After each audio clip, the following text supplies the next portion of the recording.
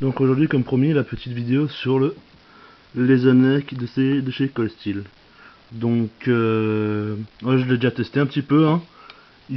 Franchement il est pas mal, hein.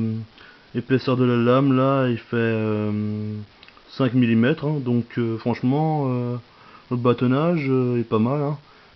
Et comme dit il finit en pointe. Et puis bon, la lame c'est une lame un peu cabar quoi, ceux qui connaissent. Personnellement j'ai pas testé cabar encore, mais je pense que si c'est de la même qualité je vais bientôt me laisser tenter. Donc au niveau de la garde, franchement elle est pas mal, qui empêche le pouce de glisser. Ouais. Au niveau du grip, je sais pas exactement ce que c'est, mais je pense que c'est un espèce de caoutchouc. Je pense que ça doit être le même que chez Cold Steel quoi. Il y a un petit creux là au niveau du Cold Steel, ce qui fait que en fait on l'a vachement bien en main, hein. Et bon, j'ai pas une petite main non plus, mais il y a encore de la place quoi. Concernant le pommeau, il est pas mal aussi. Il est en métal, je pense que pour casser des noix ou quelque chose, fait bien son travail. Enfoncer un clou à mon avis, même, il n'y a pas de souci quoi. Donc au niveau de la lame, ben c'est une lame noire, je ne sais pas en quelle matière. C'est une lame made in Taiwan. Bon, je mettrai les indications sous la vidéo, hein, au niveau des informations qui manquera au niveau de la lame. Et donc c'est voilà. Et la lame fait 17,5 cm en tout, avec un tranchant de 16,5. Donc voilà pour le couteau. Je pense avoir à peu près tout dit.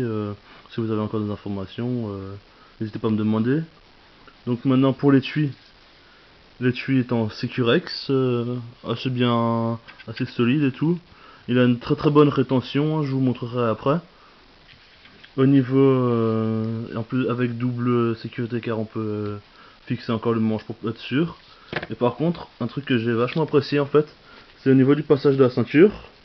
Vous avez, je vous montre, un scratch et encore en plus un bouton pression qui évite de défaire sa ceinture pour le remettre à la ceinture.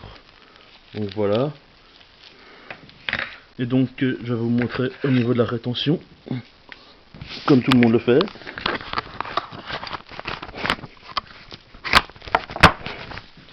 Donc vous voyez, hein, c'est du Cold Steel, ça tient bien dans l'étui, hein. On peut l'ouvrir par contre à une main assez facilement en cas de besoin, hein.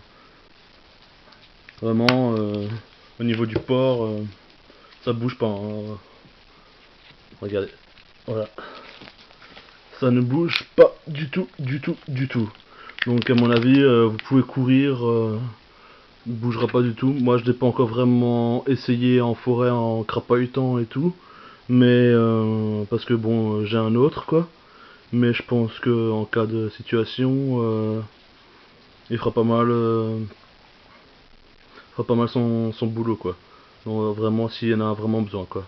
Voilà, donc comme promis, après je vous montrerai encore mon vrai couteau, que mon Bushman Cold Steel, que j'ai modifié pour en faire un peu un couteau de survie. Voilà, salut à tout à l'heure.